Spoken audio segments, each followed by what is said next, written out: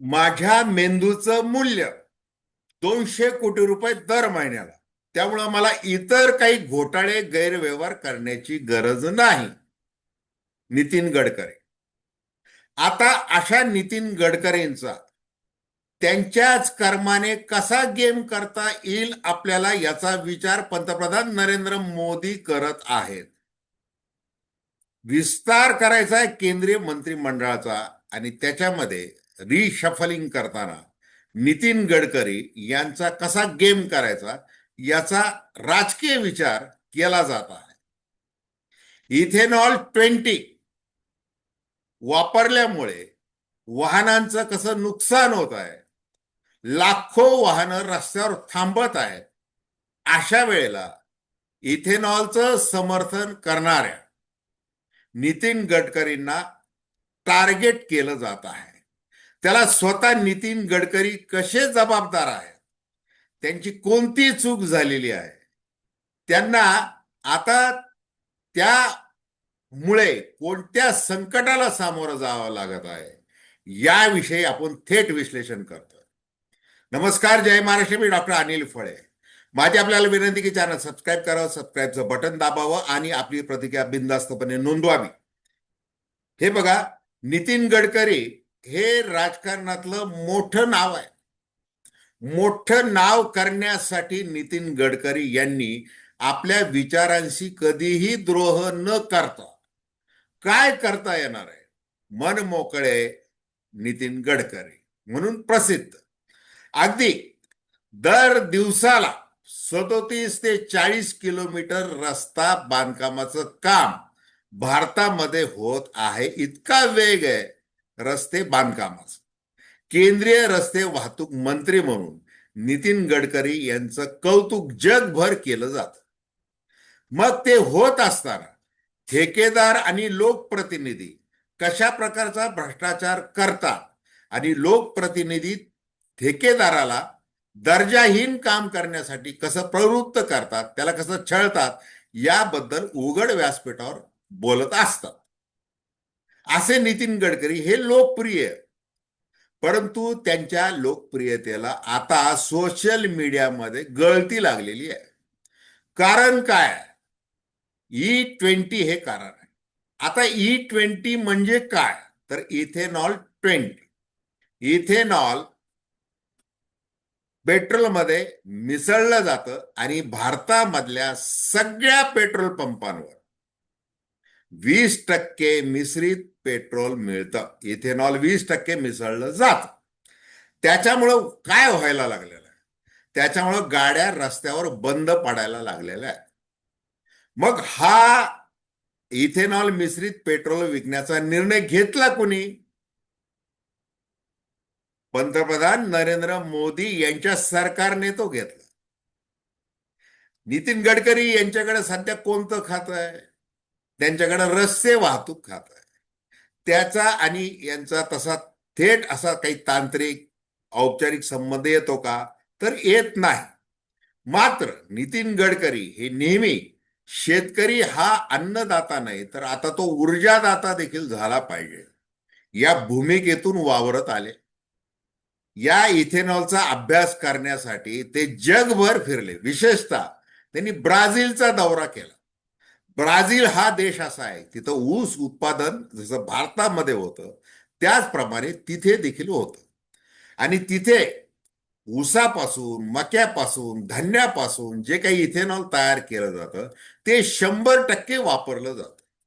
त्यामुळं काय होतंय, ब्राझीलला पेट्रोल बनवून, पेट्रोल इंधन हे वाहनांसाठी आयात करण्याची गरज पडत. जिथे भारताला जवळपास 20 ते 22 लाख कोटी रुपयांचं पेट्रोल म्हणजे कच्चं तेल हे आयात करावं लागतं. मग आता ती आयात आपल्याला कमी केली पाहिजे. भारत हा स्वदेशी तंत्रज्ञानावर, उत्पादनावर आधारित राहायला पाहिजे. आणि मुख्य म्हणजे बदलते हवामान आणि आपल्याला 5 ट्रिलियन अमेरिकन डॉलर एवढी इकॉनॉमी साध्य करायची, जगामधला तिसरी महाशक्ती म्हणून उदयाला यायचं. दोन्हीची साठगाठ बांधायची. मग मोदी सरकारची तारंबळ होत आहे आणि दाखवून द्यायचं की आपण कसे विश्वगुरू आहोत. आपण निसर्गाचाही विचार करतोय आणि आर्थिक विकासाचाही विचार कसा करतो. त्याच्यामध्ये एक निर्णय घेतला गेला. असा निर्णय घेतला गेला की इथेनॉल आता बंधनकारक करायचं, 20% ते ऍड करायचं पेट्रोलमध्ये आणि ते विकायचं. मग ही जी पूर्ण प्रक्रिया आहे, हा जो एवढा मोठा निर्णय आहे, तो घेण्यासाठी जे वाहन उत्पादक, जे उद्योजक आहेत, त्याच्या ऑटोमोबाईल कंपन्या आहेत, त्यांना विचारात घेतलं पाहिजे. कारण की ही लाखो वाहनं फिरतात. मग त्यांनी काही गोष्टी सांगितल्या. नीती आयोगाकडे त्यांनी सांगितलं. आता नीती आयोग काय आहे?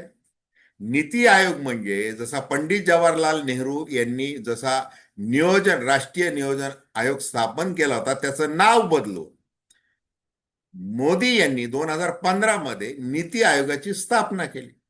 National institution for transforming India.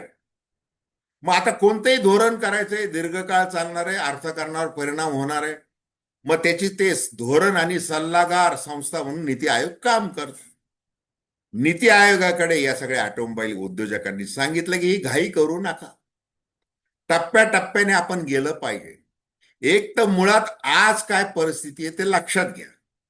आज 100 वाहनं जर रस्त्यावर असतील तर त्याच्यापैकी जवळपास 80 वाहनं ही 2023 पूर्वी निर्माण केली गेलेली आहे.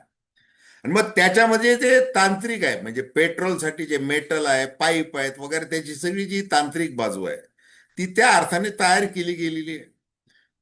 20% इथेनॉल मिसळून पेट्रोल वापरायचं तर त्याच्यासाठी जी वाहनं निर्माण केली पाहिजेत ती एका रात्रीतून तयार होणार नाहीयेत.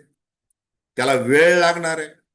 आणि मग अशी 20च वाहनं तयार केलेली ते फिरत आहेत. बाकी 80% वाहनांना या ना त्या प्रकारे त्रास व्हायला लागला. आणि मग सगळं जे खापर आहे ते खापर कुणावर फोडलं जात आहे? तर ते नितीन गडकरी यांच्यावर फोडलं जात आहे. आणि नितीन गडकरी का जबाबदार आहेत त्याला?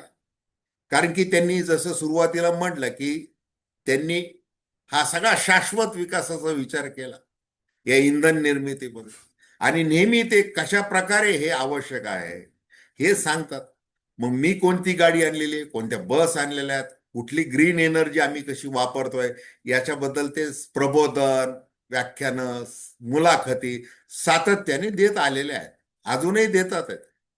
आणि मग ज्या वेळेला त्यांच्यावर असा अंजली दमानिया सारख्या व्हिसल ब्लोअर आरोप करतात, ज्या अंजली दमानिया यांनी आपच्या तिकिटावर नितीन गडकरी यांच्या विरोधात निवडणूक लढवली होती, त्यांनी एक 7-8 महिन्यांपूर्वी पत्रकार परिषद घेतली आणि त्याच्यामध्ये त्यांनी सांगितलं की नितीन गडकरी यांच्या मुलांच्या कंपन्या कशा वाढत आहेत,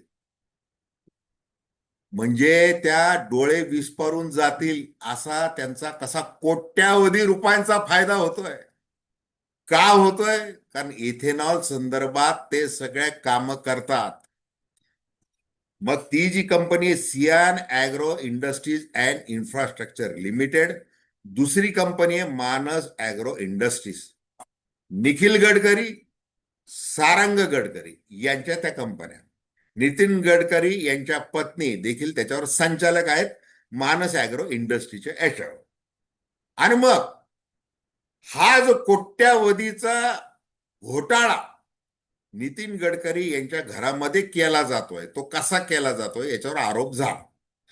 त्या आरोपाला उत्तर देत असताना नितीन गडकरी यांनी सांगितलं की हे होत आहे, परंतु तो घोटाळा नाहीये. एकूण जे काही उत्पादन होत आहे त्या उत्पादनापैकी फक्त 0.05% या कंपनीच्या माध्यमातून ती खरेदी विक्री आणि ते सगळ्या गोष्टी होतात. ही वस्तुस्थिती आहे, त्यांनी ती नाकारलेली नाही. मग इतर ज्या कंपन्या आहेत त्या कंपन्या खाजगी कंपन्या, बाकीचं तर सहकारी कारखाने वगैरे इथेनॉल निर्मिती करायला लागलेले आहेत, हा भाग वेगळा.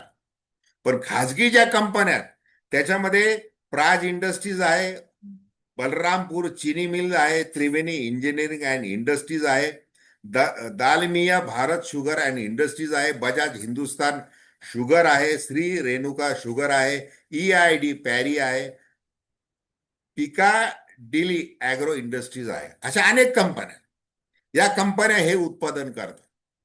मग माझ्याच मुलांच्या कंपन्या हे सगळं व्यवहार करतात, खरेदी विक्रीचा, उत्पादन करतात, अमुक करतात, असं काही म्हणायची गरज नाही. आता म्हणजे बघा की केंद्र निर्णय कोण घेत आहे? केंद्र सरकार घेत. हरिदीप सिंग पुरी, जे एप्स्टीन फाईल अमेरिकेची, त्याच्यामध्ये ते गाजलेले, त्यांचं नाव आघाडीवर. तसं तर पंतप्रधान नरेंद्र मोदी यांचं देखील त्याच्यामध्ये नाव आहे. आणि योगायोग आहे हा सगळा. नितीन गडकरींना टार्गेट केलं जातंय.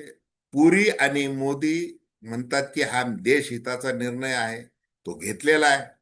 आणि खरं कारण काय आहे की आम्ही कसे विकासाच्या बाबतीत गतिमान आहोत, आणि वर जसं म्हटलं की आम्ही नेहमी शाश्वत विकास, आणि दुसरीकडे महाशक्ती, असा तो सुवर्ण मध्य काढण्यासाठी काय काय निर्णय घेतोय, कसे निर्णय घेतोय, यासाठी इथेनॉल 20E20च ही बंधन टाकलं गेलं. मग हा निर्णय घेतला, आणि खरं तर 2030 पासून याची अंमलबजावणी करायची होती. आता 2030च का? कारण की जसं सुरुवातीला सांगितलं की या ऑटोमोबाईल कंपन्यांनी सांगितलं केंद्र सरकारला, अहो गाड्या ज्या फिरत आहेत रस्त्यावर, त्या 100 म्हणजे 80% गाड्या ह्या जुन्याच टेक्नॉलॉजीच्या आहेत. फक्त पेट्रोल चालणार आहे, इथेनॉल चालणार नाही. तुम्ही घाई करू नका, काही दिवस थांबा. परंतु ते थांबायचं नव्हतं. आणि म्हणून गेल्या वर्षीच 2025 पासून हे सगळं लागू केलं, बंधन टाकलं, आणि त्याच्यामुळं हा सगळा घोळ चाललेला आहे. मग आता प्रश्न येतो नितीन गडकरींचा गेम. जसं अगदी तुम्हाला सुरुवातीलाच नितीन गडकरी यांचा गेम का करायचा आहे राजकीय दृष्ट्या? नितीन गडकरी पुन्हा 2029 मध्ये RSSच्या शिफारसीवरून राष्ट्रीय अध्यक्षपद भारतीय जनता पार्टीचं, त्याच्यावर दावा करू शकतात का? थेट पंतप्रधान पदावर दावा करू शकतात का? मग ते जर करणार असेल तर मग जसं 2014 पूर्वी जे केलं, 2014 पूर्वी काय झालं होतं, अशाच प्रकारे नितीन गडकरी यांना प्रचंड टार्गेट करण्यात आलं.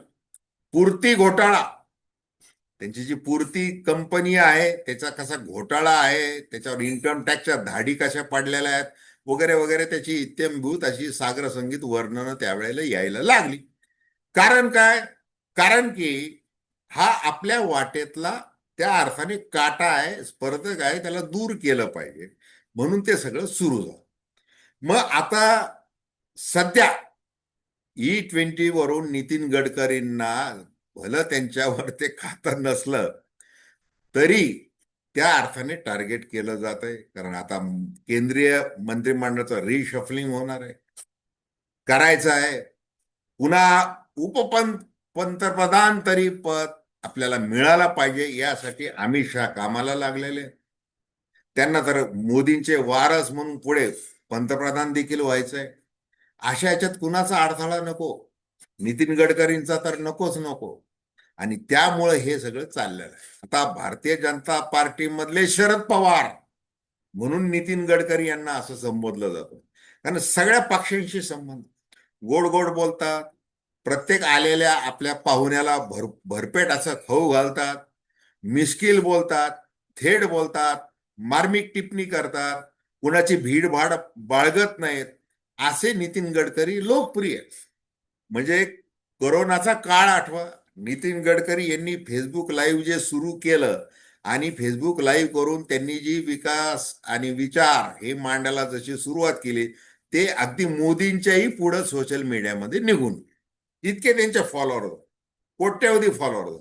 मग त्याच्यातून मला कसं उत्पन्न मिळायला लागलेलं आहे हे नितीन गडकरी स्वतःच सांग. आता एकूण काय की त्यांच्यावर जे आरोप होत आहेत, आणि त्या आरोपांचं समर्थन न करता नितीन गडकरी यांच्या अंगाशी काय आलेलं, कोणती चूक झालेली आहे की त्यांची ही वेगवेगळ्या संबंधाने जी बडबड असं म्हणता येईल, ती बडबड त्यांना ती आता भोवलेली आहे. सावधगिरीने केलं असतं. म्हणजे सावधगिरीने म्हणजे की 2030 पासून हे सुरू होणार आहे. त्यांनी जर केंद्र सरकारला सूचना करण्याचं धाडस केलं असतं की घाई करू नका, काही दिवस थांबा, आणि हे करणं अत्यंत ही काळाची गरज आहे. म्हणजे इथेनॉलचा वापर होऊच नाही असं अजिबात म्हणता येणार नाही. ती काळाची गरज आहे. म्हणजे बघा, ज्या वेळेला जवळपास 41 देशांकडून आपण कच्चं तेल, बाकीचं तेल, वायू वगैरे हे सगळं खरेदी करतो, म्हणजे किती लाखो कोट्यावधी रुपये आपल्याला परदेशात ते द्यावे लागतात.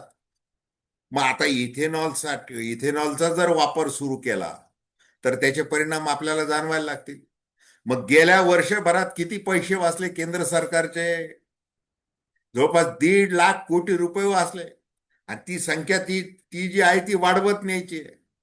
पण ती वाढवत नेत असताना जी घाई केली गेली केंद्र सरकारकडून, ती नडलेली आहे. आणि सगळं खापर मात्र कुणावर फोडतंय? नितीन गडकरी यांच्यावर. तर धन्यवाद. हा व्हिडिओ आपल्याला आवडला असेल अवश्य शेअर करा, सबस्क्राईब करा आणि आपली प्रतिक्रिया बिनधास्तपणे नोंदवा. धन्यवाद.